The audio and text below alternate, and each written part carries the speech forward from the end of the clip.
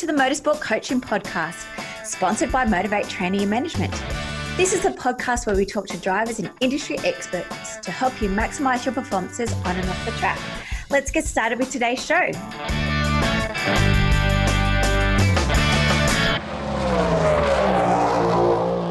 Hello, everybody, and welcome to episode 61 of the Motorsport Coaching Podcast. I am your host, Belinda Risley, and this week I am joined by Macauley Jones. Macauley Maca Jones is an Australian racing driver who competes in the Virgin Australian Supercar Championships. He's the son of Brad, he's the nephew of Kim, and the cousin of Andrew Jones, and he comes from a large history of Australian motorsports. In 2019, saw him compete in his first rookie year, obviously, and we had him previously as a guest, and we caught up with him to see how was his first year in Supercar Championships. Next week, though, guys, before we get started, we have the lovely Sarah Higgs. She's physio to go. She works in the motorcycle community. We're talking about a physiotherapist, the role they can play at a racetrack with your fitness treatment, recovery, and lots more. So stay tuned to next week's podcast, which will be airing Thursday at 6 o'clock. And throughout the show, Macauley talks about his love of fitness and well-being, and he is a part of our Motorsport Fitness Facebook group. So if you guys are interested in hearing some more tips and tricks from Macauley, please head over to Facebook, search for Motorsport Fitness and join our Facebook group. But the link will also be in today's show notes, as will all of Macaulay's details to follow his journey and to sign up for his weekly blogs. Let's get started with today's show. All right. So, Maca, welcome back to the show. Yeah, thanks for having me. No problems. Very excited to hear how was your first year at Supercars? Yeah, I mean, I really loved it. I enjoyed it a lot. It was very challenging. It's definitely the hardest thing I've had to do in my life and my career to this point. So you sort of throw yourself in the deep end thinking you're sort of half prepared, but you're really not at any case. But, I do that with a lot of things in my life. So I really enjoyed that process of it. And what do you think how was it? Obviously, you come from a mechanical background to becoming a driver. How was that process of stepping down a little bit, or did it actually happen, or how did it all unravel? Yeah, it did happen a fair bit, actually. I didn't really do a whole lot of mechanicking at all, which was at the start I really struggled with. I'm someone that I don't like sitting down. I don't love watching TV. I sort of, after half an hour I get bored. So I really struggle with it quite a lot, and now I'm sort of jumping back into a little bit more mechanicking, which has actually been really enjoyable to have that structure again, and even got a project car halfway through the year to sort of play around with because I was sort of missing it a bit. So I definitely filled in the time, though, that's for sure. I mean, once the season starts, you just feel like you don't stop, and it's you're traveling back and forth from your home base Albury and going to each race meeting, and you sort of don't have much time to sort of reflect. I mean, you have your debriefs and then, you work with your engineer alongside and then do some sponsorship stuff, and then you're off to the next circuit again. So it was, it was very busy. Yeah.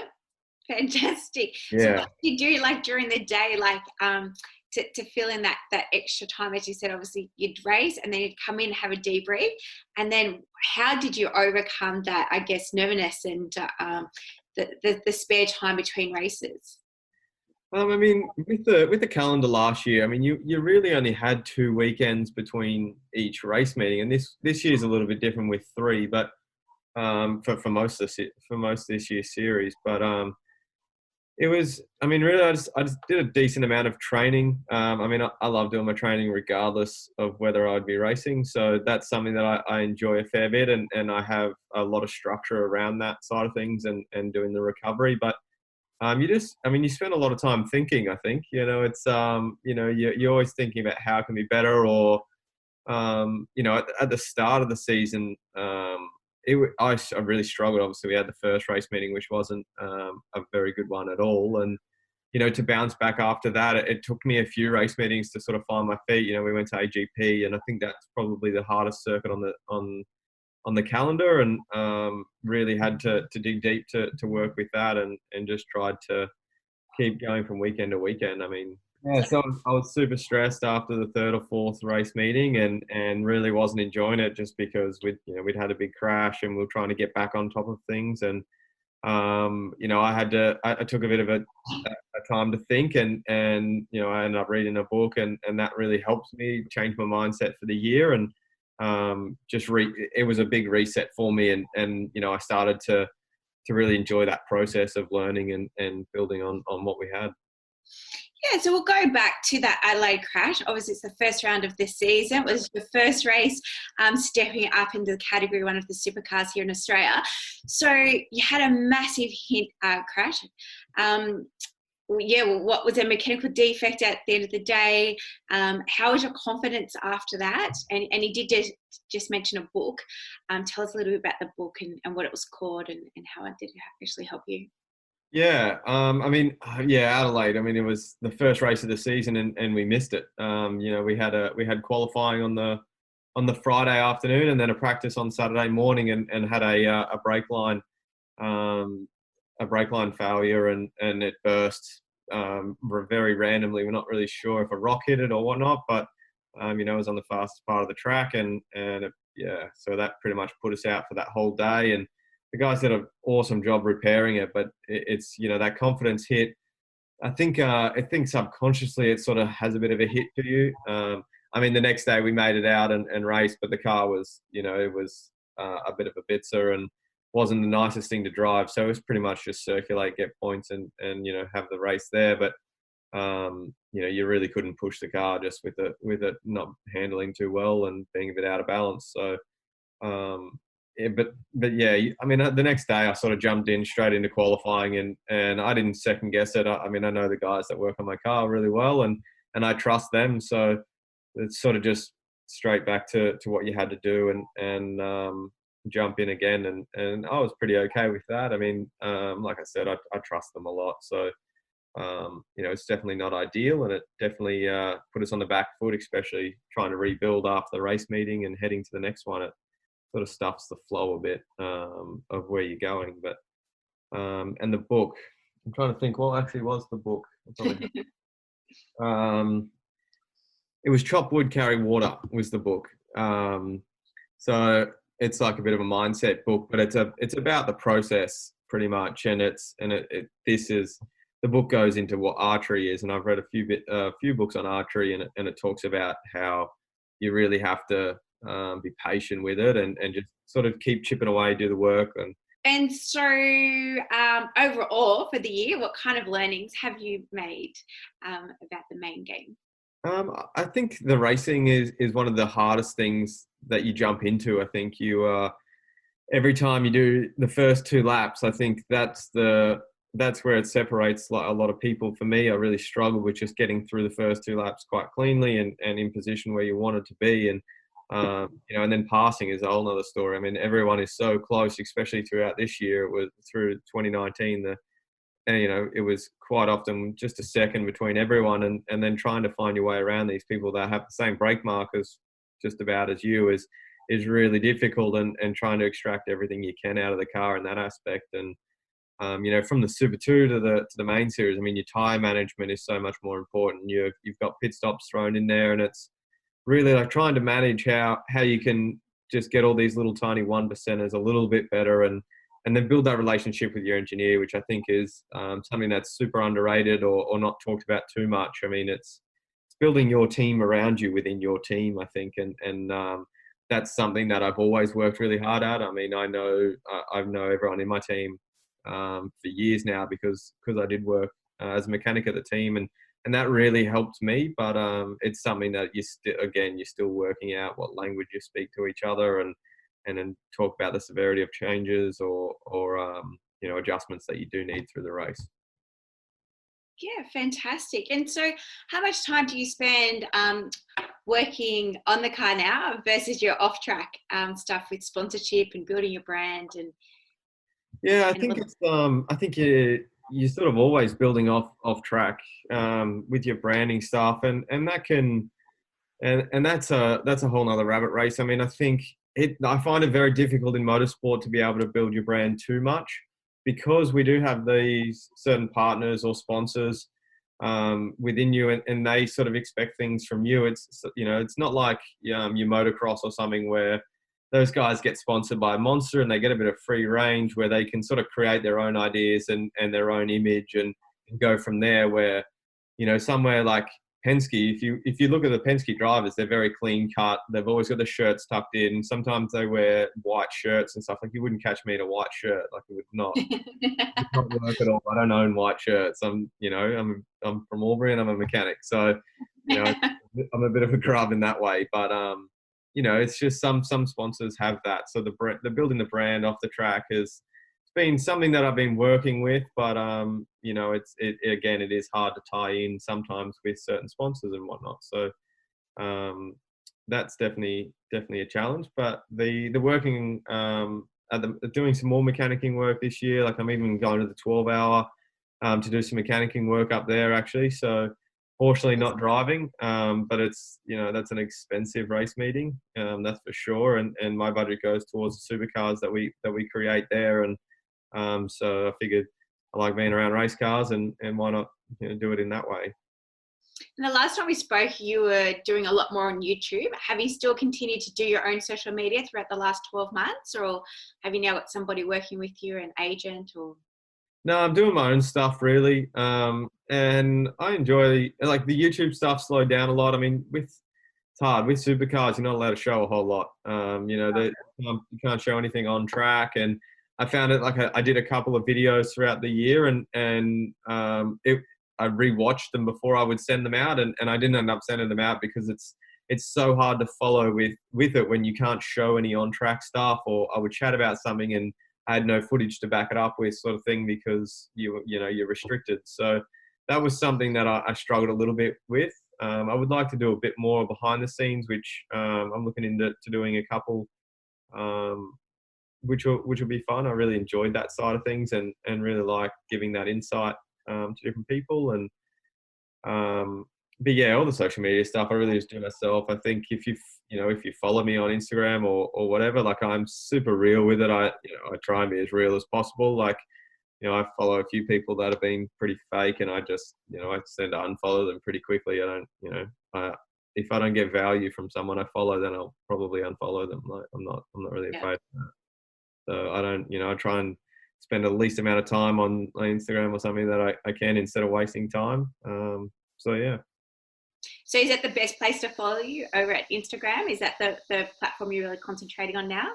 Yeah, probably the most. I have got some really good ideas for some stuff that I want to do throughout this year, but it's just trying to get someone to film it and having that time. But yeah, I really like Instagram. I just like, it's simple. It's it's pretty easy to get photos, and yeah, I enjoy that platform. And then picking up some of the email subscription type thing, where that's just I like writing down thoughts and whatnot, and that's just pretty much whatever comes to mind, and I have either a bit of a rant about it, or just shoot whatever I feel like talking about. Yeah, so you have recently started a new weekly blog. And what kind of content? You're just saying it's just like random stuff, rants, rants, but things that I found them really great, insightful, and they're like quick reads. Why did you want to start the blog? I don't know, really. I follow a couple of people where they send daily emails. I mean, I don't want to do daily, I don't think, but I don't have that routine where I can do it daily, I don't think. But I really enjoy it. Just it's that's exactly who I am. And sometimes I have random things go through my mind, and sometimes it's to do with training or mindset, and sometimes it's to do with racing.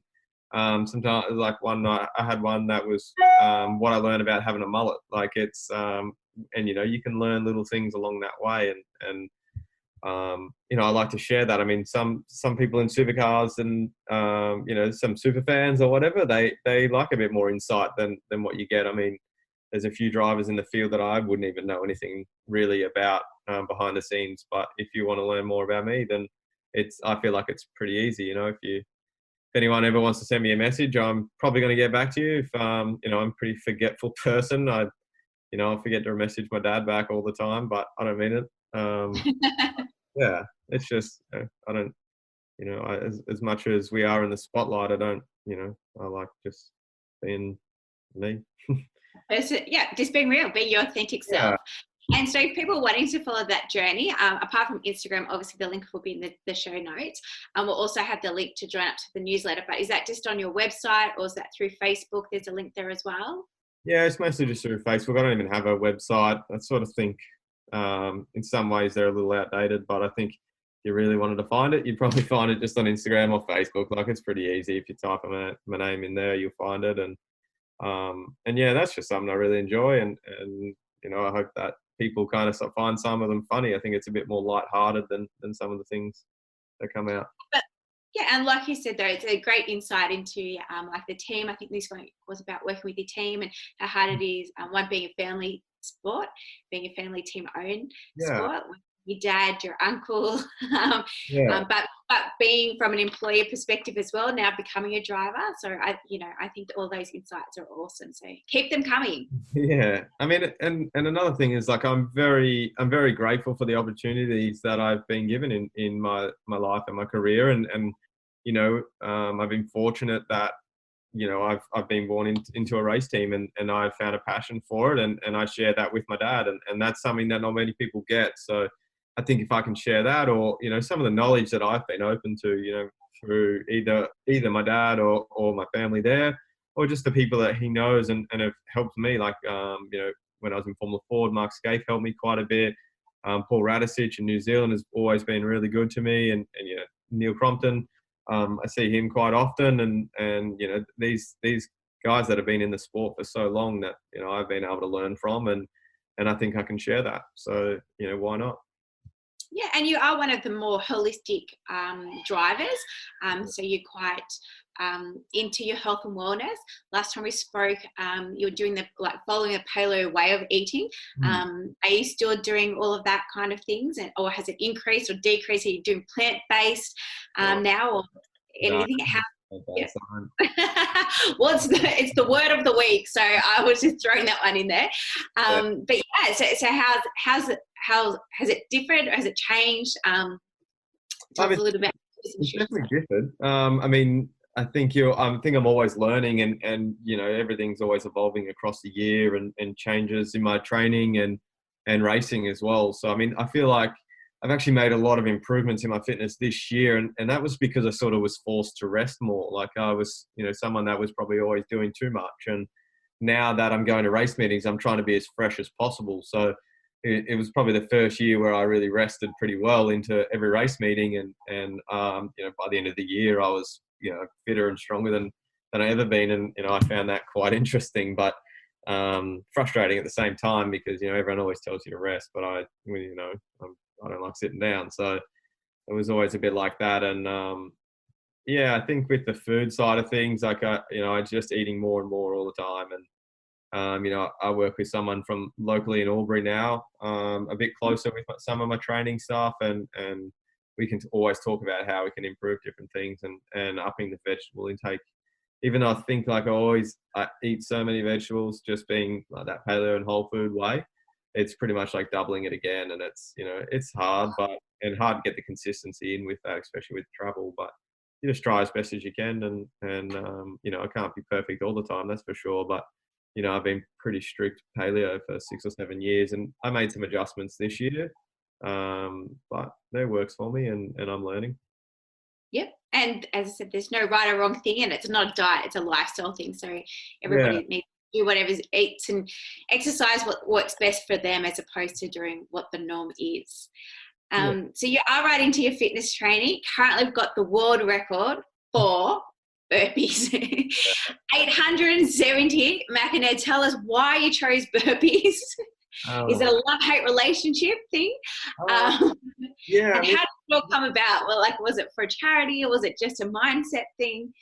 It's a bit of all above, I think. Why the question was, I still ask myself a little bit the same question, but it's just something I happen to be good at, I think. And I first did a charity with 1,000 burpees for a local charity in Beechworth, and and you could do them solo or in a team, and there was probably 30 or 40 people there, and there was 6 people doing it solo, and I was one of them, and I finished like 40 minutes in front of the next person, and it wasn't a timed thing, it wasn't a race or anything, it was just I just wanted to get them done as quickly as possible. So if I stopped, just more time that I had to do them. So I just pretty much didn't stop for the whole 1,000, and then someone said, "Why don't you go for a world record?" And I didn't even really think it was a thing. And I've always watched a TV show, and I've always wanted a plaque on my wall. Like always wanted a plaque, and I had no idea what it would be. I knew one day I'd get one, and it just happened to be that I was good at burpees. I looked up the record, and I sort of jumped on into it, and ended up getting the record. I mean, I think burpees, it's that love-hate relationship, but I've always loved them because it's got a bit of everything. It's such a functional movement, and I think it's something everyone should be able to do. I mean, you should be able to get down and get back up, and especially for people that are even older, like it's if they have a fall, they need to be able to get back up. So as simple as breaking it down into that, and then doing the extreme of an hour straight of them, but yeah, I guess it's just one of those things that came around, and I really like learning about how far you can push yourself. So that was definitely a challenge for me. Well, congratulations. Thank you. I know I personally won't be going for that record, Yeah. but yes, I fully understand and agree with you about the functionality of doing a burpee, and hope everyone does do them. But I guess your love for burpees maybe have developed through your own, like you're saying, you love doing research, you're always trying to better yourself within that 1%. So you recently taken up your Cert 3 in personal training or fitness instruction. Not quite sure Yeah. exactly. Cert 3, and that was something that just, I mean, I've been training for so long now, and I've had a few people ask me some stuff, some information about their training and what they should and shouldn't be doing, or just from my experience, I have, I've done some pretty stupid training things in my career, and luckily none of them led to too serious of injury where it stopped me doing a lot of things. But I've had cracked ribs, and from a mountain bike accident, and from go-karting as well, and that really hindered my training, and then I would try and come back too soon for it and re-crack it, and I did that a couple of times, and stupid as it was, I learned, and again, it was in the off season, but still wasn't smart. So I thought, why not get a certified sort of thing, just so if someone does ask me a question, I can sort of say at least I'm sort of half qualified for it. Yeah. So I think And it's interesting.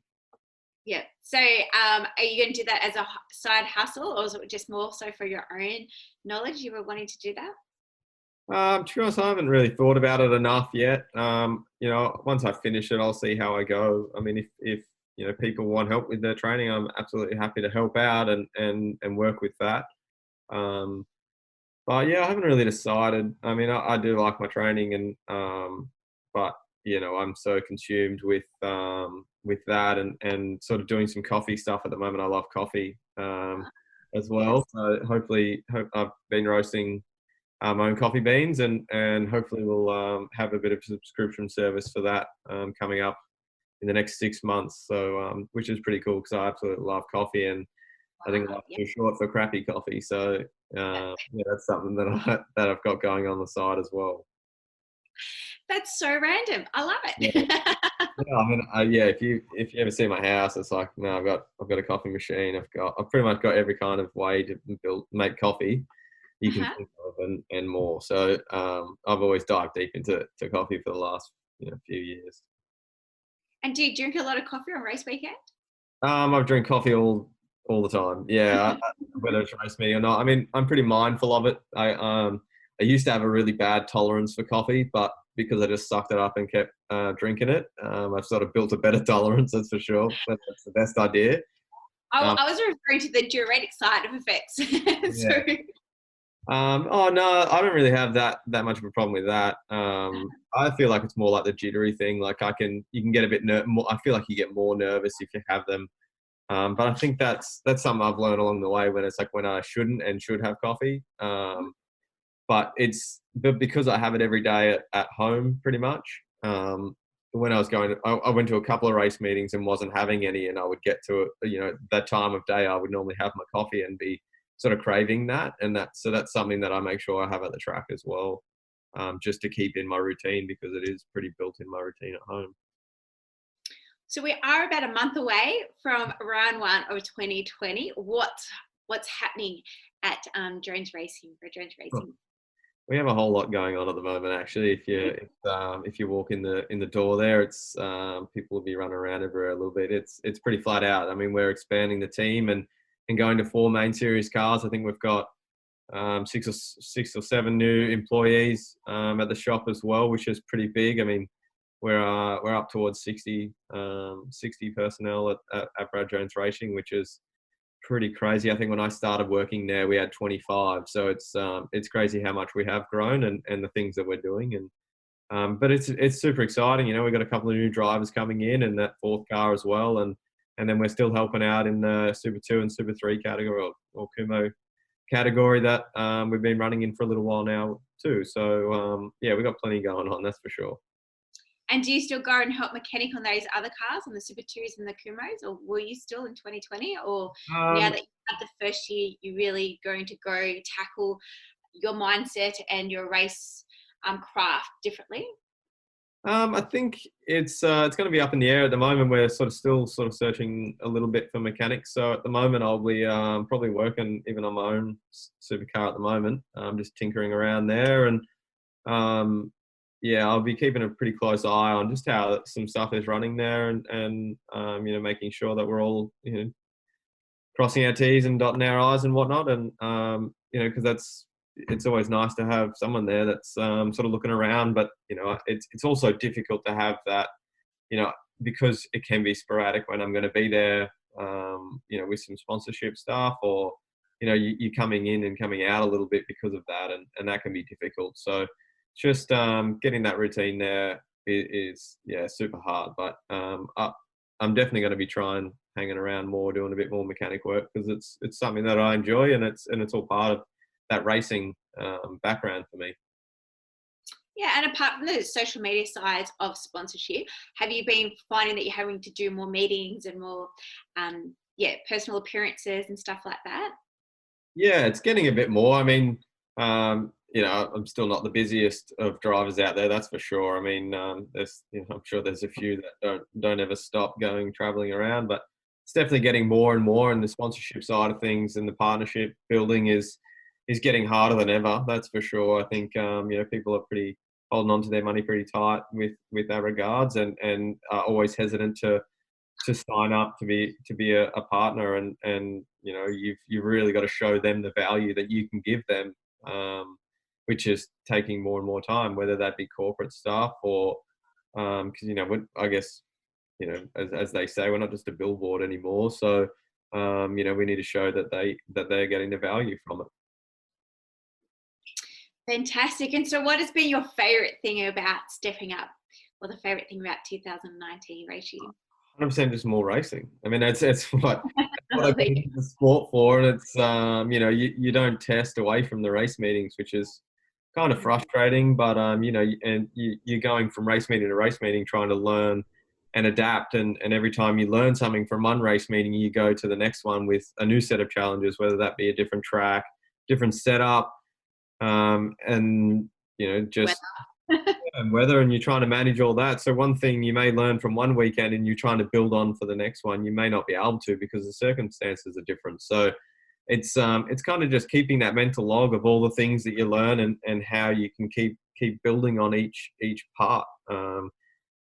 So I think that's probably the main focus for me, even in 2020, is just keeping calm and in your mindset, and keeping calm and hungry, obviously, but it's just, I think you've got to let it fold and see what brings. I mean, I've probably had a few things last year that didn't quite go to plan, whether we had some mechanical failures and some mishaps there, but it's all part of it, and we'll build on it. And I've learned a lot from 2019.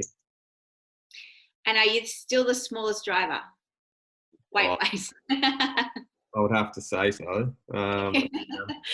I'm pretty light, so I've put on a little bit of weight, which was. I feel like you bulked out a bit. Yeah, it was definitely planned as well. I didn't just start eating hamburgers, but I think it doesn't hurt.